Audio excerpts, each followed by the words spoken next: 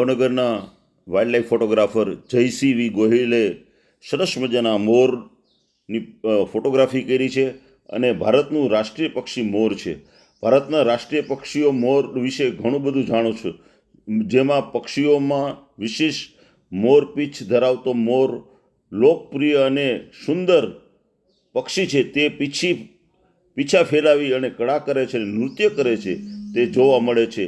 મોર ને પીકોક, ઢેલને પીહેન અને તેના બચ્ચાને પીચીક કહે છે. મોરના જન્મ પછી 3 વર્ષે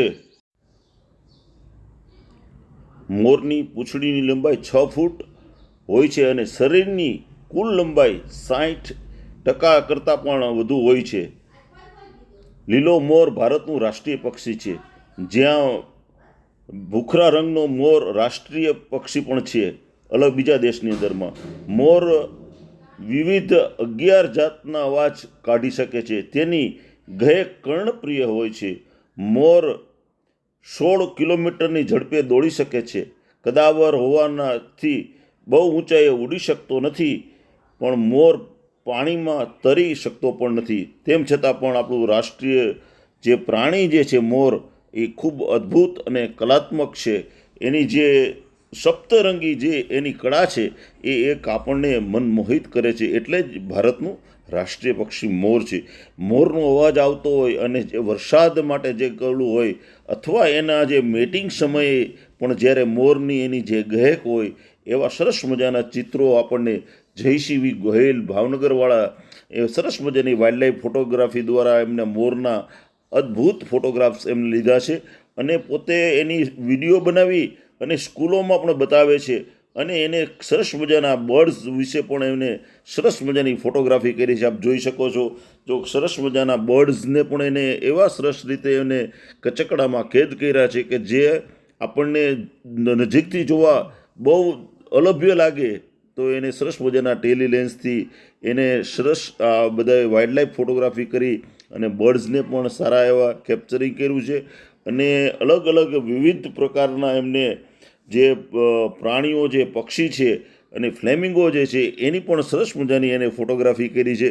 એટલે આખું એક કોમ્બિનેશન કરીને આપણે જયસિંહ વી ગોહિલનું એક તમને સરસ મજાનું એક ચિત્ર વાઇલ્ડલાઇફ ફોટોગ્રાફીનું એક આખું સરસ મજાનું કલેક્શન હોય એવું આપને બતાવવાનો એક ભાટી ટીવી દ્વારા એક નમ્ર પ્રયાસ થઈ રહ્યો છે. એક કલાકારને આપણે ભાટી ટીવી બિરદાવે છે અને આવા જ કલાકારોને આપણે બિરદાવતા રહીએ. કારણ કે જિંદગીની અંદરમાં જો કોઈ કલાકારે સારી એવી કામગીરી કરી હોય તો એના પૂરક રીતે આપણે એને પ્રોત્સાહિત કરતા રહીએ, તો પોતે પણ એને પ્રેરણા મળે અને એમાંથી એને કંઈક નવું જાણવાનું, જોવાનું અને સમાજમાં એનું નામ થાય. આપ જોઈ શકો છો અલગ અલગ જે બર્ડ્સ છે એની જે ફોટોગ્રાફી છે એ પણ એમને સરસ રીતે એને કેપ્ચરિંગ કરી છે. આપ જો કેટલું સરસ મજાનું એમને કપલને પણ કચકડામાં કેદ કર્યું છે. એટલે આવી રીતે એમની જે કામગીરી છે એ એક ખરેખર જો ફ્લેમિંગોના એને સરસ મજાના ફોટોગ્રાફ પણ એને લીધા છે. કારણ કે આપ જોઈ શકો છો કે ત્યાં જે ફ્લેમિંગો પણ મોટી સંખ્યાની અંદરમાં આવે છે. એના જો એને અલગ અલગ સ્ટાઇલથી અને ફ્લેમિંગોના ફોટા સરસ ગ્રુપની અંદરમાં લીધા છે. એટલે આવા બધા ગ્રુપની અંદરમાં ફ્લેમિંગો ઘણા બધા, ધારો કે પોરબંદરની અંદરમાં પણ આવા ફ્લેમિંગો આટલી મોટી તાદાદમાં આવે છે. પણ અહીંયા પણ જે સરસ મજાના જે ફ્લેમિંગો જે છે એની અલગ અલગ રીતે એને કેપ્ચર કરી અને એને આપણે મોકલાવ્યા છે. અને એની સરસ મજાની એક આપણે રીલ્સ બનીએ અને ભાટી ટીવીના દર્શકો એક ફ્લેમિંગોને પણ સારી રીતે જોઈ શકે, એનો નજારો માણી શકે. એટલા માટે તેને આજે આપણે સરસ એક આવી વાઇલ્ડલાઇફ ફોટોગ્રાફર જયસિંહ વી ગોહિલની એક રીલ્સ બતાવું છું. આપ જો વેળાવદરની અંદરમાં તમે જાઓ તો આવા કાળિયાર પક્ષીઓની પણ કાળિયાર જે પ્રાણી જે છે એનું પણ સરસ મજાનું એમને કલેક્શન કર્યું છે.